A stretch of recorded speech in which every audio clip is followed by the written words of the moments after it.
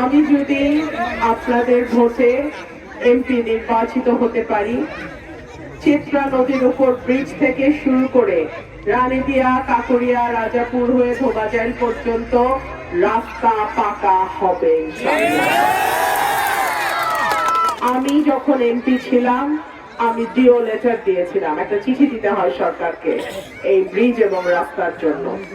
আপনাদের দোয়ায় সেটা অনুমোদন হয়েছে।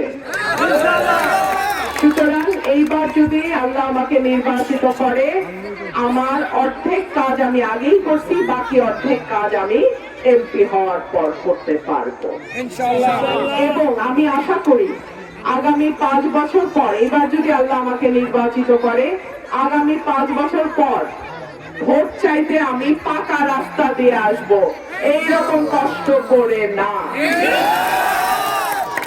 আমাদের এলাকায় কেবল তো রাস্তা না, আমাদের নদী ভরাট হয়ে যাচ্ছে। আমাদের মেঘনা নদীর উপরে বলা হয়েছে একটা বাঁধ নির্মাণের জন্য, এলাকার ভাঙন হয়। এই জায়গাগুলোতেও ইনশাআল্লাহ আল্লাহ যদি আমাকে এমপি নির্বাচিত করে, আমি কাজ করব। তবে আমি আজকে আস্তে আস্তে একটা কথা না বলে পারছি না। আপনারা তো সারা জীবন ভোট দিয়ে সাত্তার সাহেবকে এমপি বানাইছেন, তাই না? আমি আজকে আপনাদের কাছে প্রশ্ন রেখে গেলাম, উনি কি কাজটা করছে?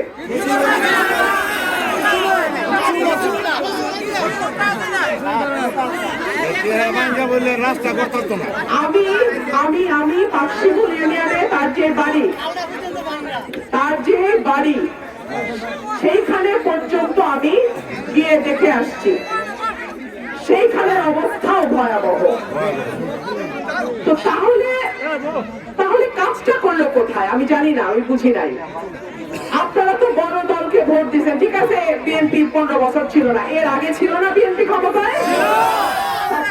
এমপি হয় নাই? এইরকম ভয়াবহ অবস্থা কি করে হয়?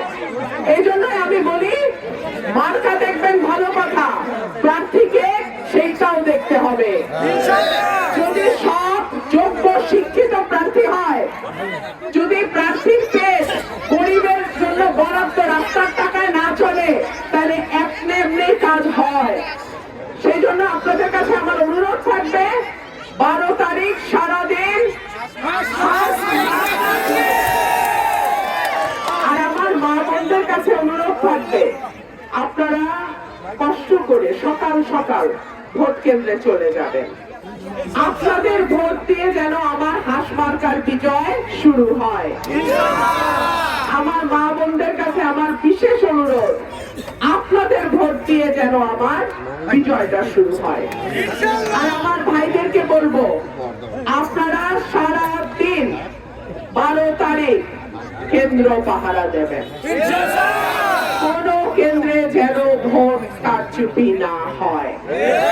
আমার ভাইদের বলবো, ফলাফল ঘোষণা না হওয়া পর্যন্ত, ফলাফল যোগ করে সই করে একেবারে ডিক্লেয়ার না দেওয়া পর্যন্ত আপনারা কেন্দ্র ছাড়বেন না। আমার ভোটের পাহারা কিন্তু আপনাদেরকে দিতে হবে। আর আল্লাহ যদি আমাকে নির্বাচিত করে, আগের বার আমি একলেকে পাশ করাইছি, অনুমোদন হয়েছে, এইবার রাস্তা তৈরির কাজ আমার।